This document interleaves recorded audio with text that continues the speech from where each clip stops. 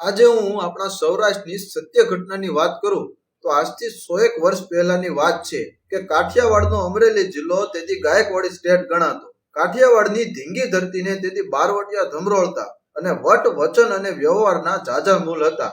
અને પોતાના ગ્રાહના હકનો ન્યાય ન મળે તો તેથી હકની લડાઈ લડવાવાળા શૂરવીરો બારવટે ચડતા.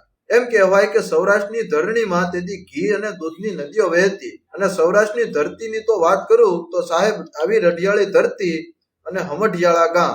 આ ગામમાં કાંજી બાપાને નામે એક મોટા ખેડૂત, 1100 વીઘા જમીન, ગાયું ભેંસુનો કઈ પાર નહીં અને ઘી દૂધની રેલમ છે.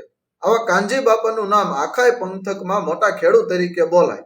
એ વખતમાં બારવટિયા એટલા ટેકીલા હતા કે એકવાર લીધેલી ટેક છોડતા નહીં ને વચનના પાકા હતા. અને જ્યાં રોટલો કે જ્યાં આશરો મેળવ્યો હોય તેના માટે માથું દેવા પણ અચકાતા નહીં. જેનું લૂણ ખાધું હોય એનું ખોટું તો ન કરતા પણ ખોટું થવા પણ ન દેતા. ત્યારે હવે એ વખતે ગામની નજીકમાં બારવટિયાનો પડાવ અને ગાયકવાડી ફોજ બારવટિયાની પાછળ પડેલી. હમી હાંજનું ટાણું થઈ ગયેલું. ગાયો ભેંસું પણ ભાંભરતા જાય અને રસ ઉડાડતા ગામમાં હાલ્યા જાય. કાંજી બાપાને બારવટિયાનું કેણ આવ્યું કે અમે વાળું કરવા 10-12 જણા આવીએ છીએ. હવે આ બાજુ ગામમાં ફોજદારનો પણ પડાવ.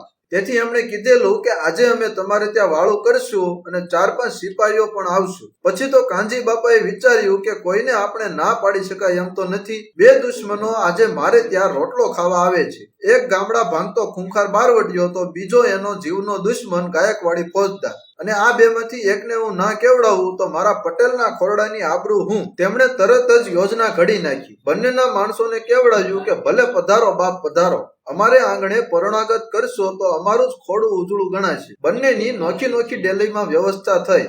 એમાં હતું એવું કે જેની અંદરથી એક ખડકી હતી એમાંથી બીજી ડેલીમાં જઈ શકાય. એક ડેલીમાં બારવટિયાને ઉતારો અપાયો અને બીજી ડેલીમાં ફોજદારને. પછી તો ભરી બંદૂકે બારવટિયા આવ્યા અને બીજી બાજુ હથિયારબંધ સિપાહીઓ. કાંજી બાપાની માણસોને કડક સૂચના હતી કે ફોજદારોને ગંધ પણ ન આવી જોઈએ કે બાજુની ડેલીમાં બારવટિયા છે અને બારવટિયાઓને જાણ ન થવી જોઈએ કે પડખેની ડેલીમાં ફોજદાર બેઠા છે. પછી તો દૂધ પાકની દેગો ચૂલે ચડી ગઈ અને રોટલા રંધાવા માંડ્યા અને રસીલા શાક વઘાર્યા. વાળું તૈયાર થયું એટલે બે ડેલીમાં પરણાઓને સાથે જ વાળું કરવા બેસાડ્યા. આ બાજુ ફોજદારને પાક પીરસાઈ રહે એટલે એની ઈ જ ડોલ લઈને ખડકીમાંથી બાજુની ડેલીમાં બારવટિયાને દૂધ પાક પીરસાતો. એ વખતની ઓસરીઓ અને ફળિયા એટલા બધા મોટા હતા કે એક ડેલીમાં થતી વાતો બીજી ડેલીમાં સંભળાતી નહીં. આ બાજુ જમીને ફોજદારોએ વિદાય લીધી અને એક બાજુ સિપાહીઓ પણ પોતાને થાણે ગયા. વાળું કરી લીધા પછી બારવટિયો બોલ્યો કે કાંજી બાપા હવે અમે તમારું ગામ ભાંગીએ. કાંજી બાપા વિચારે છે કે આને ખબર નથી કે ગામમાં ફોજદાર આવીને પડ્યા છે, ધીંગાણું થઈ જશે અને આમાં તો એ મારું ગામ ભાંગવાની વાત કરે છે.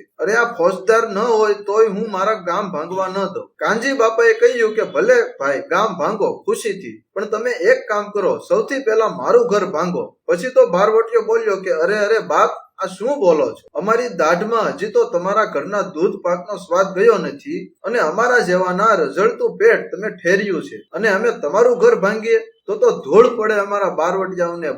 બાપા અમારાથી તમારું ઘર કઈ રીતે ભંગાય? તમે તો અમારું નાક. કાંજી બાપા બોલ્યા તો પછી ભાઈ આ ગામ પણ મારું નાક કહેવાય ને, હું આ ગામ તમને ભાંગવા નહીં દઉં. પછી બારવટીયો ખુમારીથી બોલ્યો તો પછી ભલે બાપા, જેમ તમે કહો તેમ. હવે મારું વચન છે કે આજથી હવે પછી ગામમાં કોઈથી બારવટિયાની રંજણ નહીં થવા દો. આ કાંજી બાપાએ ફોજદારની સરબરાહ કરી. આશરે આવેલા બારવટિયાઓને સલામત રાખ્યા અને ગામને પણ સલામત રાખ્યું. મોડું થાય તે પહેલા વહેલી સવારે બારવટિયા નીકળ્યા અને વાડીમાં બાંધેલા એમના ઘોડા પલાણી તબડાવી. આ હતા પહેલાના બારવટિયા અને ખુમારી કે પ્રાણ જાય પણ વચન ન જાય બાપ. જો આ વિડીયો તમને પસંદ આવ્યો હોય તો વિડીયોને લાઈક અને શેર કરો તથા આવા જ અવનવા વિડીયો જોતા રહેવા માટે અમારા ફેસબુક પેજને લાઈક